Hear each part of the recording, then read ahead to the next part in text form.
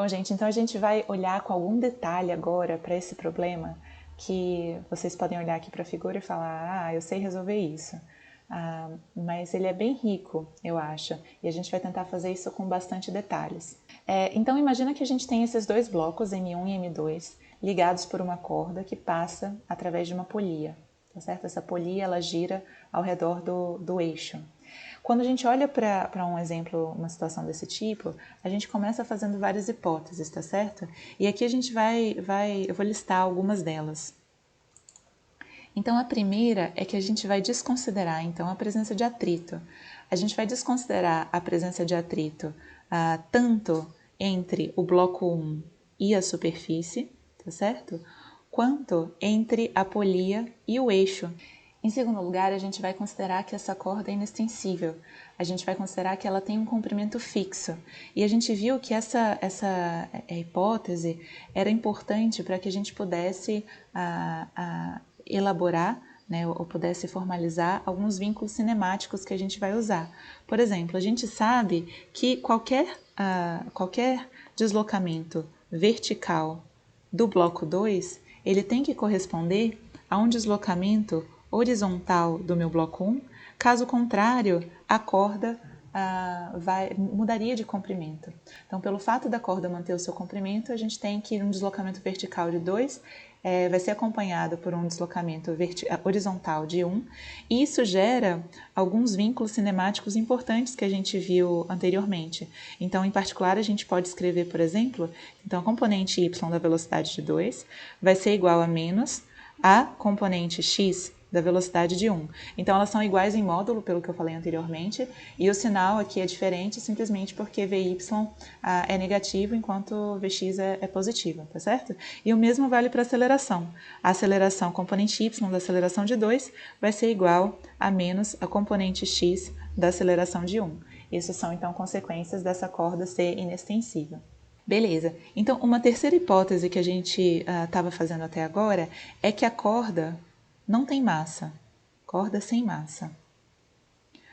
Qual que era a consequência dessa hipótese? A consequência dessa hipótese era o seguinte, imagina que eu tenho um pedacinho da corda aqui, tá certo? E eu tenho um elemento da minha corda, só para a gente recordar. Então, nesse elemento da minha corda, eu tenho duas forças, tá certo? Uma força de tração, que eu vou chamar aqui tração 1, tá certo? Que aponta para a direita. E eu tenho uma força de tração que aponta para a esquerda. Então, a gente pode imaginar que esse pedacinho de corda está sendo puxado para os dois lados, tá certo? Pelos companheiros dele. Agora, a gente tem então que a força resultante sobre esse pedacinho de corda, digamos assim, a componente x, né, da força resultante, vai ser igual a T1 menos T2. E isso vai ser o quê, gente? Vai ser igual a massa desse pedacinho de corda vezes a aceleração em x desse pedacinho de corda. A aceleração, ela é igual a zero, diferente de zero? O que vocês acham? A aceleração, ela é diferente de zero e ela é em módulo igual à aceleração dos blocos, tá certo, gente? Que a gente escreveu aqui em cima. Agora, se a massa desse meu pedacinho de corda, se a gente considera que a massa é desprezível, a gente chega a essa conclusão que a tração 1 é igual à tração 2, e aí a gente estava usando isso recorrentemente na resolução desses problemas, que a tração puxa o meu bloco 1 com uma força, então ela tem o mesmo módulo da tração sobre o bloco 2, tá certo? Então a gente estava escrevendo uma coisa assim. A gente tinha considerado até agora também que a polia não tinha massa. Então, isso fazia com que a gente basicamente ignorasse na resolução desse problema tudo que está acontecendo com a nossa polia, tá certo? A única relevância dela é mudar aqui o sentido dessa atração. Então, o que a gente quer fazer agora é continuar com as hipóteses anteriores, mas liberar essa hipótese, tá certo, gente? Então, a gente quer considerar que a nossa polia pode ter massa. Bom, então antes da gente continuar, eu vou fazer aqui num cantinho só para a gente lembrar o que a gente já sabia de antes, tá certo? Quando a polia tem massa desprezível, qual que é a aceleração então dos blocos e qual que é a tensão no barbante? Então a gente tem que a força resultante sobre o bloco 1, ela tem só componente o quê, gente? Só componente horizontal. Então, a gente só tem a componente x. E essa força resultante sobre o bloco 1 na direção x, ignorando todo o atrito, é simplesmente igual à tração, tá certo? E é positiva. Isso aqui vai ser, então, igual à massa de 1 vezes a componente x da aceleração de 1. Por outro lado, a gente tem que sobre 2 só existem forças atuando na direção vertical e a gente tem que a força resultante sobre 2 aplicada então na direção vertical vai ser igual à tração menos a força gravitacional, que é m2 vezes g. Isso aqui vai ser igual à massa de 2 vezes a aceleração de 2 na direção y. Tá certo? Nota que a gente viu aqui em cima que a aceleração de 2 na direção y é menos a aceleração de 1 na direção x. E esse cara aqui é positivo, tá certo, gente? Eu vou chamar ele de A. Então, eu vou escrever isso como A1 na direção x é igual ao meu A, tá certo? Só redefinindo aqui para a gente não ficar carregando todos esses índices. E A2 na direção y é igual a menos A. Então, eu vou substituir esse vínculo cinemático nessas expressões aqui. Então, a gente teria que a tração ela vai ser igual a M1A, e de baixo a gente teria que a tração menos M2G vai ser igual a M2 menos M2A, tá certo? Se a gente pega agora e subtrai essas expressões, a gente pode, na verdade, eu já vou colocar a resposta aqui. Isso aqui é o que a gente já sabia, tá certo?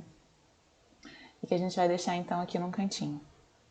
Então, a partir de agora, a gente quer generalizar o que a gente viu antes, levando em consideração que a nossa polia ela tem uma massa M e um raio R. A gente vai modelar essa polia como um disco, né, de massa Mzão e raio R. Mas a gente ainda precisa de mais algumas hipóteses. Então, uma coisa bastante importante que a gente vai assumir é que a corda não desliza sobre a polia.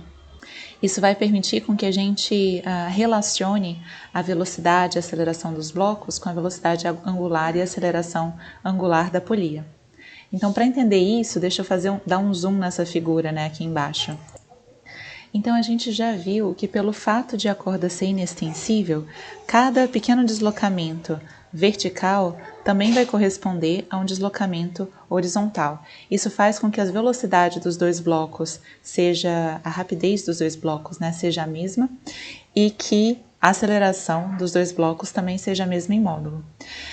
Então, qual que é a importância da gente assumir que essa corda ela não desliza sobre a polia? O que a gente quer é que o atrito estático entre a corda e a nossa polia seja suficiente para fazer o seguinte, para fazer com que, se a corda se desloca a essa certa distância ΔS, a polia ela vai girar de um ângulo Δθ, cujo arco, tá certo, associado é aquele próprio ΔS. Então, a polia vai girar junto com a corda. A gente tem que a relação entre o tamanho do arco e o ângulo subjacente é o quê? ΔS vai ser igual a R vezes Δθ. Tá certo, gente? Então, se esse deslocamento acontece num certo intervalo de tempo ΔT, a gente obtém, né, esses novos vínculos, esse novo vínculo cinemático, que é basicamente que a velocidade, que a rapidez, já vamos qualificar isso aqui melhor, da corda, ela está relacionada com a velocidade angular da polia dessa forma. Então, vamos só notar os sinais aqui, tá certo? A gente já tinha visto que a velocidade do bloco 1 na direção x é uma quantidade, então, positiva, tá certo? Isso aqui vai ser igual a menos a velocidade do bloco 2, a componente y, então. Esse cara é negativo. Agora, nota que nessa situação específica que a gente está analisando, o corpo está girando em que sentido, gente? Ele está girando em sentido horário, tá certo? Então, ômega é negativo. Isso significa que a gente pode escrever isso daqui como menos R ômega, tá certo? Só atentando, então, para o sinal. E da mesma forma, a gente tem um vínculo não só sobre as velocidades, mas também sobre as acelerações. A gente tem que a aceleração do bloco 1 na direção x vai ser igual a aceleração menos a aceleração do bloco 2 na direção y, que é igual a menos r-alfa. Novamente, aqui a aceleração ela é no sentido de aumentar a velocidade angular no sentido horário, então ela também é negativa e os nossos sinais então estão corretos. Bom, então a gente tem aqui esse nosso vínculo cinemático importante que, então, como consequência dessa corda não deslizar, a gente pode relacionar a velocidade angular da polia e a aceleração angular da polia com as velocidades e acelerações lineares dos dois blocos.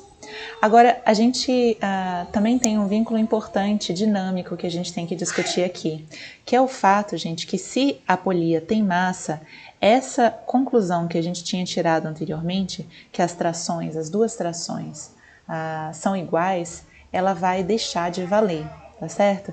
Então, para a gente entender por que isso é verdade, vale a pena a gente, de novo, dar um zoom na região da polia e notar o seguinte. Bom, então imagina que eu tenho aqui a minha polia e sobre ela eu tenho a corda. Então, vamos considerar um pedacinho de corda aqui, tá certo, gente? Um pedacinho da corda, como a gente viu no caso anterior. Então, quais são as forças que estão atuando sobre esse pedacinho de corda? Lembra do nosso exemplo anterior. Se essa corda ela está estendida de forma assim, tá certo? Por exemplo, como antes dela encontrar a polia, a gente tem que as únicas forças exercidas sobre um elemento da corda vão ser as trações que a própria corda, né, exerce sobre aquele pedacinho, à direita e à esquerda. E aí, pelo fato de que esse pedacinho de corda não tem massa ou tem massa desprezível, esses dois caras vão ter mesmo módulo. Tá certo, gente? Então, aqui esse raciocínio muda, mas muda como? Então, novamente, sobre esse nosso pedacinho de corda, a gente tem as trações que a corda à direita e à esquerda exercem. Eu vou botar a tração à direita, digamos, e a tração à esquerda. Não quero confundir com T1 e T2 que já está na figura. Além disso, a gente tem outras forças atuando aqui. A gente tem a força normal, que a polia exerce sobre a corda. E eu tenho também, o que é super importante nesse caso, o que, gente? Eu tenho uma força de atrito, tá certo? Essa força de atrito, ela está no sentido a impedir o deslizamento da corda sobre a polia. Então, a gente tem nesse caso que a tração à direita, ela vai ser maior, na verdade ela vai ser aproximadamente igual, né? A tração à esquerda, mais essa força de atrito pequenininha entre aquele pedacinho de corda e a minha polia. Isso significa então que a tração ela vai aumentando à medida que a gente anda, tá certo? Da esquerda para a direita aqui ao longo da corda. E a gente vai ver então de quanto que ela aumenta. Mas isso está relacionado então com essa força de atrito.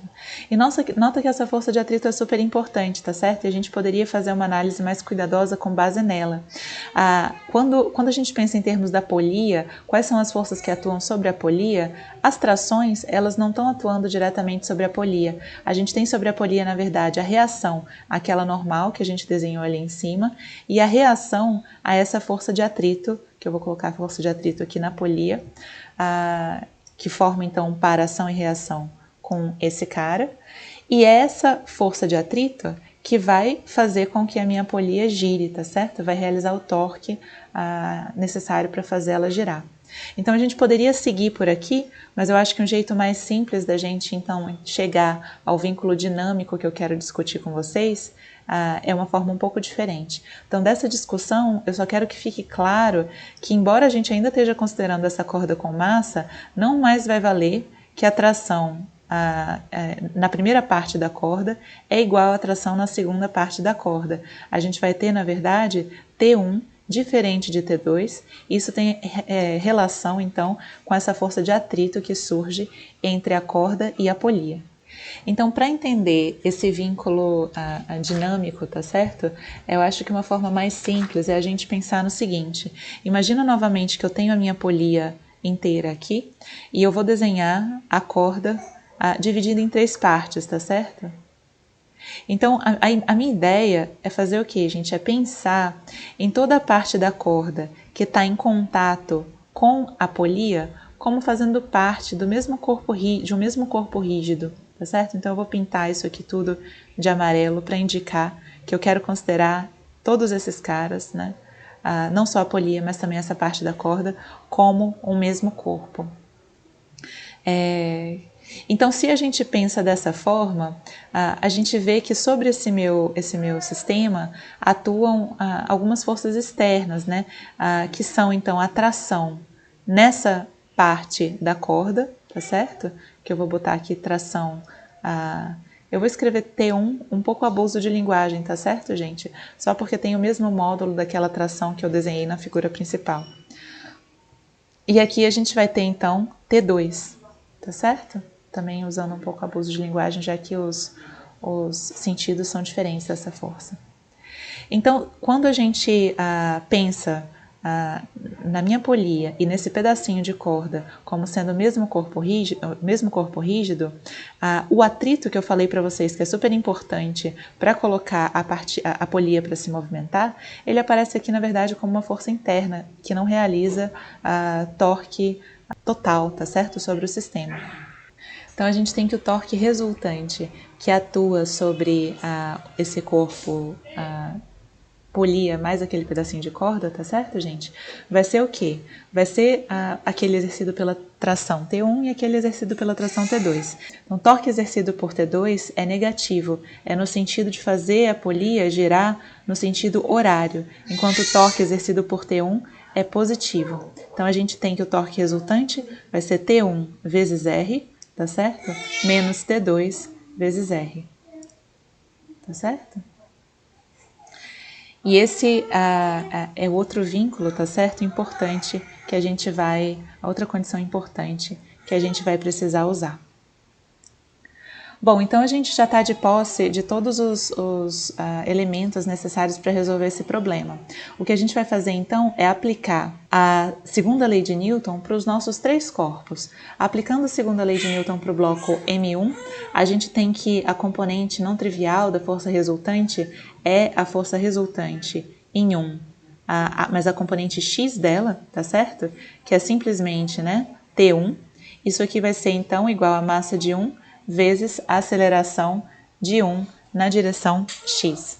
Aplicando então a segunda lei de Newton para o bloco 2, a gente tem que a força resultante sobre o bloco 2, a componente não trivial vai ser a y, isso aqui vai ser igual a tração T2 menos a força gravitacional, que é m2 vezes g, isso tudo vai ser igual a m2 vezes a aceleração do bloco 2 ao longo da direção y. E para a polia, o que a gente tem? A gente tem que o torque resultante sobre a polia, que vai ser igual, pelo que a gente viu ali embaixo, a R T1 menos T2. Isso daqui é igual ao momento de inércia da polia vezes a aceleração angular da polia, tá certo? Então, o que a gente tem que fazer agora é só resolver esse sistema. A gente vai assumir que a nossa polia é um disco. E a gente viu em aulas anteriores que o momento de inércia do disco é igual a massa do disco, raio do disco ao quadrado, dividido por 2. Então, a gente vai usar isso explicitamente aqui à direita, tá certo, gente? Então, vamos só resolver esse sistema. A gente tem da última equação que T1 menos T2 vai ser igual a I alfa sobre R. Agora, I, o momento de inércia, vai ser igual a mr ao quadrado sobre 2. A gente tem 1 sobre R. E alfa, a gente vê aqui à esquerda, tá certo? Que alfa é igual a menos A dividido por R. Onde A é o módulo das acelerações, tá certo? É uma quantidade positiva que a gente definiu, então, aqui em cima. Então, agora o que eu vou fazer é substituir T1 e T2 do lado esquerdo pelos valores que a gente obtém da primeira e da segunda equações no nosso sistema. Então, T1 da primeira equação, a gente vê que é igual a M1 vezes A, tá certo? Da segunda equação, a gente pode inferir que T2 é igual, então a gente tem menos a M2 vezes a G, tá certo? Menos M2 vezes A.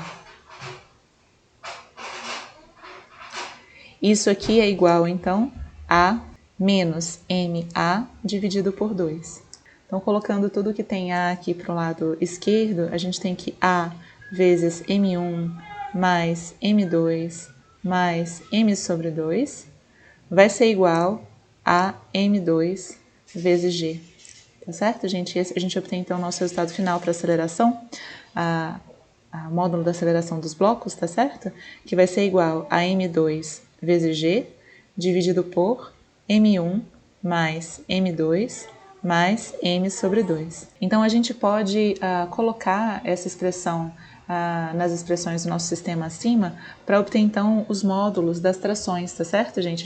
A gente obteria, então, que T1 é igual a M1, M2, G, dividido por M1 mais M2 mais M sobre 2, ao passo que T2 vai ser igual a M1 mais M sobre 2 vezes M2G dividido por M1 mais M2 mais M sobre 2, tá certo? Então, a gente vê várias coisas interessantes, né? Nota que quando M vai para zero, então a gente tem no limite da polia sem massa, a nossa aceleração ela volta para o que a gente tinha anteriormente, e da mesma forma, quando M vai para zero, a massa da polia vai para zero, as trações T1 e T2 são iguais e iguais ao que a gente tinha anteriormente. Qual que é o efeito de uma massa não nula para a polia? É diminuir a aceleração do meu sistema. E também faz com que as trações mudem, né? Elas são diferentes, em particular a gente tem agora que T2 é maior do que T1. E isso está relacionado então àquela discussão sobre atrito que a gente fez antes. Então, só para finalizar, eu queria discutir com vocês a questão de se a energia mecânica ela é conservada nesse sistema. E a gente quer então discutir o papel do atrito estático, tá certo? Nessa questão. Então, se a gente calcula a variação da energia mecânica do sistema, a gente pode decompor isso na variação então da energia cinética do bloco 1, a variação da energia cinética do bloco 2, a variação da energia cinética da polia, a variação da energia potencial gravitacional do bloco 2, tá certo, gente? Já não vou colocar a variação da energia potencial gravitacional do bloco 1 e da polia, porque eles se mantêm sempre na mesma altura. Então, vamos imaginar que o meu sistema partiu do repouso, tá certo? De forma que a energia cinética inicial é zero, e depois de um certo tempo ΔT, a gente tem que o meu sistema tem uma velocidade v e o meu bloco 2 desceu de uma altura h, tá certo? Nota que a gente sabe que o movimento que esses blocos vão descrever é uniformemente acelerado, a aceleração que a gente obteve é constante. A gente pode então relacionar essa velocidade, por exemplo, né, do bloco 2 no final do trajeto com a altura, usando, por exemplo, a fórmula de Torricelli, que vale para movimento uniformemente acelerado. Então, a gente tem que a velocidade final, né, ao quadrado seria igual à velocidade inicial ao quadrado, que é zero, mais, né, duas vezes a aceleração que a gente obteve ali, vezes o h. Então, essas grandezas estão relacionadas dessa forma. Tá certo, gente? Beleza, mas vamos voltar lá para a nossa expressão para variação da energia mecânica. Quem é a variação da energia cinética do bloco 1? Isso aqui vai ser a energia cinética final, que vai ser a massa do 1 vezes a velocidade ao quadrado sobre 2. Nota que essa velocidade é a mesma, tá certo? Tanto para o bloco 1 quanto para o bloco 2. A variação da energia cinética do 2 vai ser m2v ao quadrado sobre 2, energia cinética final. A variação da energia cinética da polia vai ser igual ao momento de inércia da polia vezes a velocidade angular ao quadrado sobre 2. E a variação da energia potencial gravitacional do 2 vai ser menos m2 vezes g vezes h. Tá certo, gente? Então, se a gente só trabalha um pouco essas expressões, A gente fica então com m1 v ao quadrado sobre 2, mais m2 v ao quadrado sobre 2. O momento de inércia da polia a gente viu que era m r ao quadrado sobre 2. E a gente tem então que a velocidade angular da polia pode ser relacionada com a velocidade linear, né, dos blocos. De que forma, gente? Isso daqui vai ser igual a v dividido por r, tá certo? Ao quadrado, e eu tinha o meio da fórmula inicial. Menos, então, m2gh. Então, a gente vai ter que, colocando aqui em evidência, isso aqui vai ser meio de m1 mais m2 mais m sobre 2, mzão sobre 2, vezes a velocidade ao quadrado, menos m2 vezes g vezes h, tá certo? Agora vocês notam que o que apareceu aqui, tá certo? A gente pode escrever o que está entre parênteses, olhando para a nossa expressão da aceleração, como sendo o que, gente? Como sendo m2 vezes g dividido por a. Tá certo? Então, a gente tem que isso vai ser igual a meio de m2g sobre a. E usando, então, o nosso resultado para a fórmula de Torricelli que a gente escreveu ali em cima, a gente tem que v ao quadrado é 2 vezes a vezes h, tá certo? Menos m2gh. Então, isso aqui cancela e a gente obtém o quê, gente? m2gh menos m2gh, que é igual a zero. Então, a variação da energia mecânica é igual a zero. Então, nota que a força de atrito estático que existe entre a corda e a polia, ela é super importante aqui. É ela que realiza trabalho sobre a polia e faz com que a polia comece a girar. Mas ela não injeta nem dissipa a energia do sistema. Ela simplesmente vai converter uma parte da energia mecânica dos blocos, tá certo? Em energia cinética de rotação da polia, de forma que ainda a energia mecânica do sistema seja conservada. Então, esse é um exemplo, eu acho, bastante rico, que permite que a gente olhe, então, para várias questões, não só relacionadas à dinâmica, mas também o que a gente já tinha visto antes, né, uma aplicação de energia no sistema com rotação.